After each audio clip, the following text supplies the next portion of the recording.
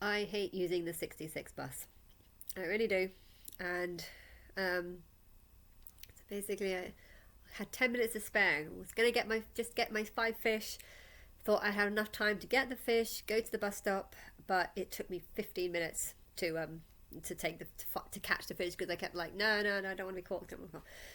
Eventually caught them, but it took me 15 minutes just to do that. And then I went to see when the next bus was, and it was literally only 5 minutes away. And okay, I'd caught the fish, but I still needed to get my coat on and leave. And I was about to, and that the woman came past to talk about her house, the housing situation and stuff. And it's just, it's made me think a lot about a lot of things, because I have been thinking about a lot. On the way back, basically, I wanted just to catch a bus, but it said that there wasn't going to be a bus for another 20 minutes. So I thought I've already gone into all the shops I want to go into, but I'll just go into a couple more just because I don't want to wait outside the bus stop. And then I was walking around the town and just thinking how much different it was compared to 3-4 years ago. I haven't walked in the street in dark at night. I don't walk around Birmingham because it's definitely not safe.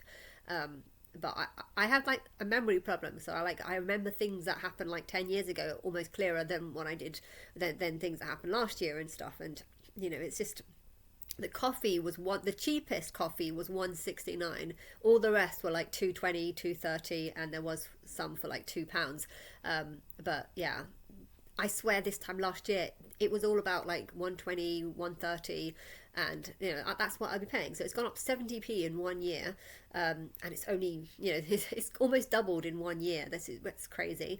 And I remember Poundland always used to sell coffee for £1. Now it's like three sachets for £1. So that's considerably less. I know that 2 years ago they stopped selling it for £1. Hence why I switched to the sort of 1.20 option, 1.30 option from the local stores. But yeah, now the cheapest is 1.70, and I was lucky to find that because I had to go into like 4 different places to find it at that price.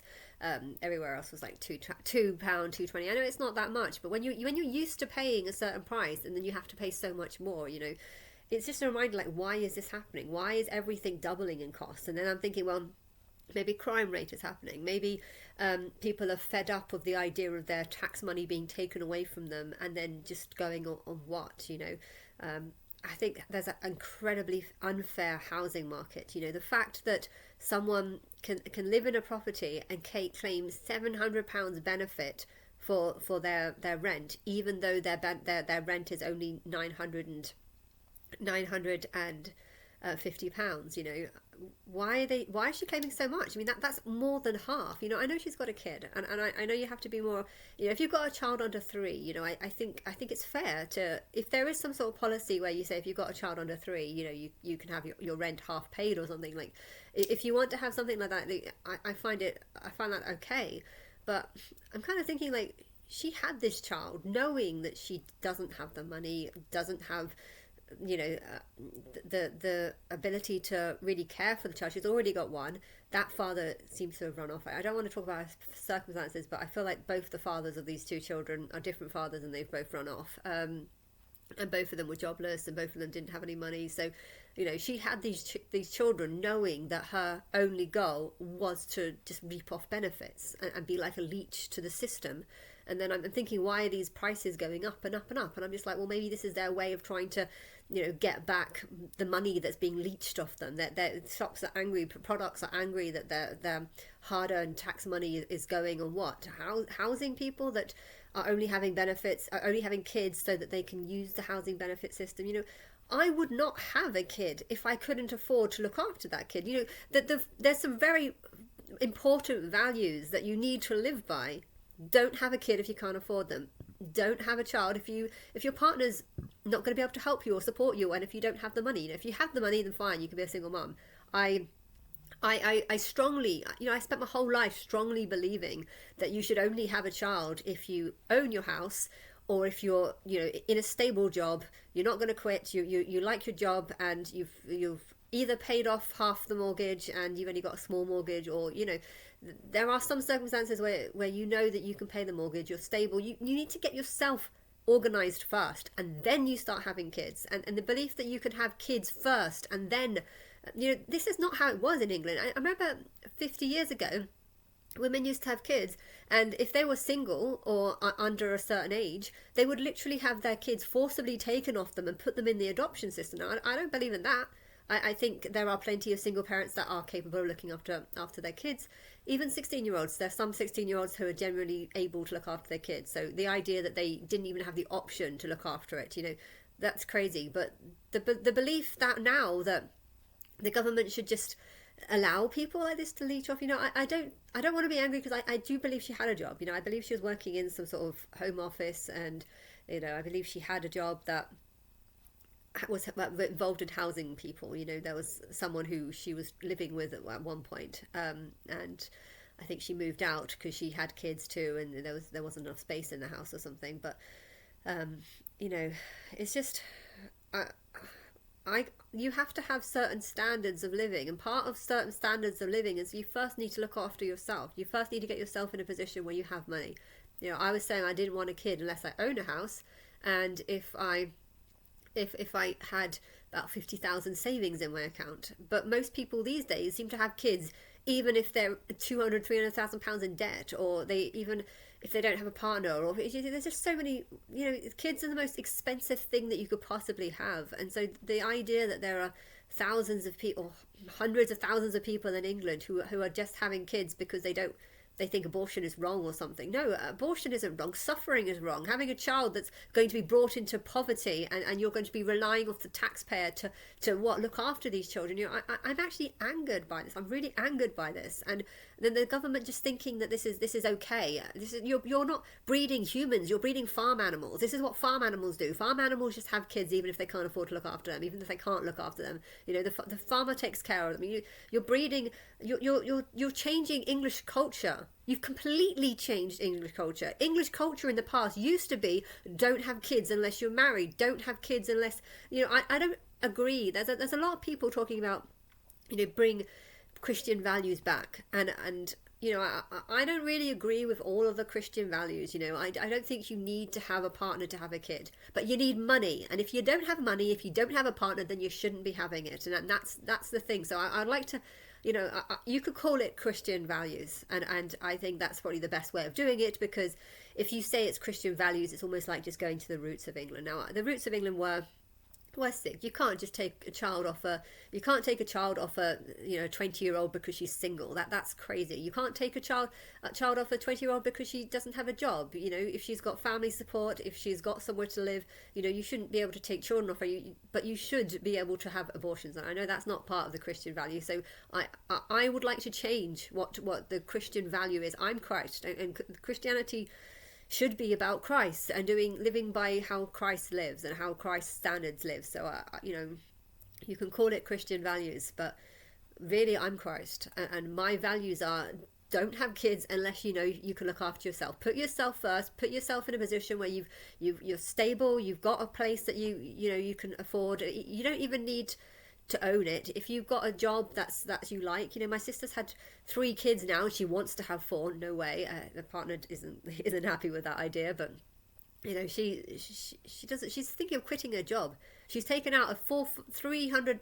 She's about to take out a £300,000 mortgage, and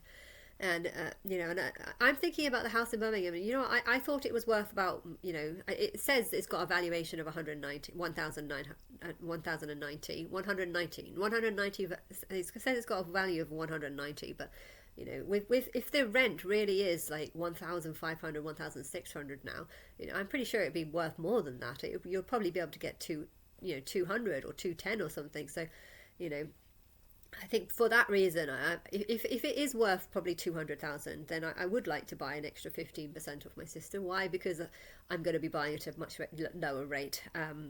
But yeah, I don't think these houses are worth this. Why? Because humans, the government is living under the sort of belief that the humans that they're inviting in are all going to be living under a similar standard to the people that were in England 10 years ago, and they're not. People 10 years ago did not have kids unless you had a relationship.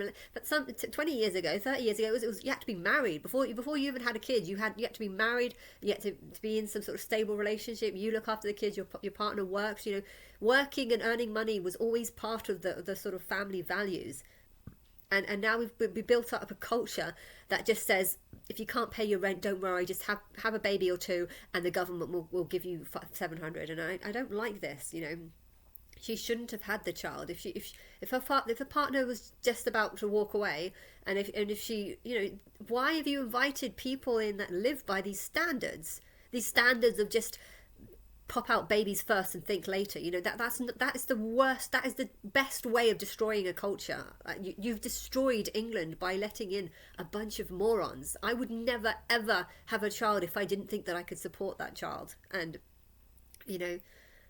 part of the reason why I wasn't as angry about Leo Grant, I was very angry, but a part of the reason was because I know that I am occupied doing some sort of spiritual thing, and I do have some sort of health condition, which makes me really tired. And so, but you have to think about what you can't just have something and just do something and expect other people to clean up your mess. Drop chewing gum. You need to take things like that seriously. People who drop chewing gum on the floor, what? So that chewing gum is just going to be there for the next 20 years, and people are just going to be walking on it, seeing it, and you just don't give a shit. The scribble that you put on that wall, that scribble is going to stay there until someone cleans up your mess. Why are we bringing in a bunch of people who are just destroying this place? And it's not English people, because a lot of the words that are on there aren't English. That they're foreign languages. It's foreigners that are coming in, have no respect. What does it take? Ask one of the politicians to just go up to a random wall that they walk past, and give them a pen and say, go scribble on that wall. Just write some shit on that wall. They would actually feel bad about doing it. They would feel like, well, no, this is someone else's house. I don't want to do this. And what about all the people that are walking back? You think about others. You think about the people that own the property. And so anyone that would just scribble on a wall, they're not thinking properly. And to wear the burqas, they're mentally ill. You are inviting millions of mentally ill people into this planet, into England, and it's falling apart. And I can't understand why liberalism doesn't seem to see that these aren't human beings. These are animals. Animals have kids and don't give a shit about whether or not they can afford it. Animals say, I'm just going to have this child. Okay, the father's probably going to walk off, and this child is going to have to spend its rest of his life not having a partner. I don't agree with Christian values, but I do agree with some. It's good to have a father and a partner working together. It's good to have money. If you don't have, if a partnership isn't strong, the mother has to have money. And if you don't have money or a partner, then you shouldn't have kids. So it's kind of like a kind of change in Christian values. And the idea that you can just scribble on a wall and your punishment is what? A slap on the wrist. So what? You've shown disrespect to everyone who walks past, who sees this, and just everywhere. It's not just a little bit. It's not just one scribble. There's scribbles everywhere. And it's just, I was walking down at the Erdington today just to drop I've given back 5 fish. I've given back my biggest 5 fish. So 5 fish isn't that many, but considering I've only got like now 2 big orange fish, or 3 big orange fish. Most of them now are like really small, so it'll probably be another 2 or 3 months before I need to give any more back. But yeah, I was trying to get the bus back, and I got there 8 minutes early. Waited 3 minutes only for the guy to tell me that the bus that I was waiting for had actually gone like before I arrived. So it wasn't 10 minutes early. It was like 15 minutes early, and I was just like, oh crap! The next one's not till another half an hour, another 40 minutes. I had a 40-minute wait till the next one. I was thinking, should I go and do a walk? But I was just thinking about how awful it is walking around Erdington. There's so many. There was a couple of people that looked safe, but a lot of them just kind of chavvy, non-English speaking, smoking, and just bad vibes, and you kind of don't want to walk too close to people in case they just randomly stab you. That seems to be a possibility now. And I think there's a few drug dealers as well, yeah. And so yeah, and then I ended up waiting at the bus stop for 40 minutes, but I didn't wait for 40 minutes because, again, the bus that should have come at 0:00 actually came at 1:45. So yeah, I'm glad I didn't walk away though, because if I had walked away, then I would have another half an hour wait for the next one. And actually after 8:30, the buses don't come. I think it's after 7:30 something. It's really early. They come back every hour. So I don't know. The buses are annoying because they don't run at the time that they're meant to. And my phone had died out, and so But yeah, I was analysing just how awful society is. You know, people 20 years ago had high standards. You know, maybe you could come from Hampstead, and Hampstead is literally one of the nicest areas in the whole of England, basically. Like, not the, but probably one of the nicest areas in the whole of England. And England is like what used to be one of the nicest places in the whole of the world. So to be born in that, I feel like I know what high standards are, and I know what high standards should be. And then to just see people like not having high standards and other people not caring because they don't seem to care about, oh, they're being polite, they're being nice, they're nice people, and yet what you think having a child when the partner's, you know, they are jobless, going away, you know, I wouldn't do this. You have to think logically, you have to care about that child, you have to think about your future, you have to think about, you know, how are you looking after yourself, and you can't just rely on, and the fact that the government is paying her so much money, so she's literally only paying £250 a month, so she's paying considerably less than everyone else. Now if this is just like a temporary thing until her child gets to 3, then maybe that's not that bad, but she said she's studying to be a lawyer or a solicitor, but at the same time she was saying that what I was doing was illegal by going up from 950 to 1050. So I was going up £100, which is kind of 10%, and she was saying that what I was doing is illegal, even though I looked online to find that all the other properties in the area are like 1,700, 1,600. You know, I know you shouldn't just get someone out because they're paying less, but if they're paying considerably less, there's got to be, of course that's legal. And the fact that she was saying that was not legal, I feel like that's just proof that she's not studying to be a solicitor. You know, she's also talked about going to France last year. If she was going to France last year, then how can she be studying for something? You know, if you're studying for something, you're going to be loyal to that 4-year course that you're doing. If she's doing a 4-year course in soliciting, then why is she tempted to just go to France and live in France? You know, it almost feels like she's just lying to me because she's trying to make out that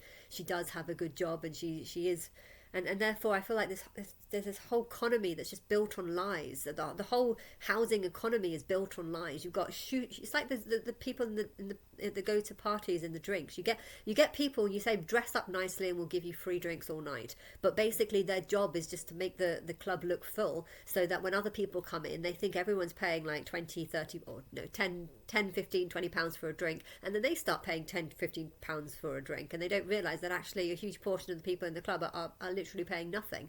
And that's what I feel like the government is doing. You've created this disgusting system where some people are literally just paying £250 a month. Has it always been this way? I think she's been claiming for about 2 years now.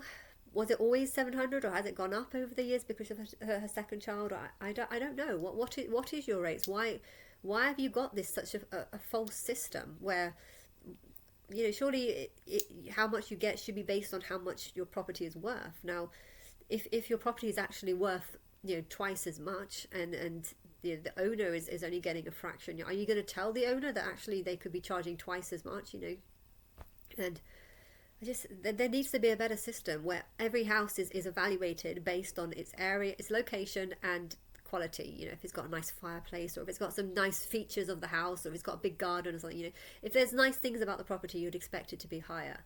And then every house should have a valuation, you know, and how much it's worth, and the tenants should just be expected to pay that, and it shouldn't have to be the owners of the properties that are sort of haggling and stuff like that. And you know, I'm going to speak to an agency tomorrow to find out how much I could actually get, because if they could literally charge me 1,700 or 1,600, you know, I would rather go with an agent. I would rather go for an agent, and they'll deal with all the legal fees. They'll deal with removing this lady, and you know. But the thing is, though, I believe that there's a group of people who are going to come and help me soon. I believe that there's a group of people who are going to come and help me, maybe at my birthday. And as soon as you do that, I'm going to sell the property. I will have to ask her to leave at that point, you know, because I'm not going to be able to sell the property at a high rate if the tenant in there is charging so little. You know, I'd want a high-paying tenant in there, so that way the next person, you know, would want to pay more. If there's someone in there that's paying 1,500, they'll probably pay a lot for the house. But if there's someone in there that's, you know, paying 1,000 and refusing to leave, then it's going to be, you know, it's going to be challenging to get them out. But yeah, right now I don't mind keeping it low. Why? Because I literally think that I'm going to America soon, and it's not about I don't care about the money so much, but it's the quality of people. You know, you're inviting people that are having kids and when they can't afford to look after them. Why are you doing that? And she's saying that she's studying law or soliciting, and yet she doesn't know the laws and doesn't know the soliciting and thinks it's illegal for me to go up 10% because the housing market is like twice as much as what I'm charging her. That's not illegal. If she thinks that's illegal, then she's not studying any kind of legal course.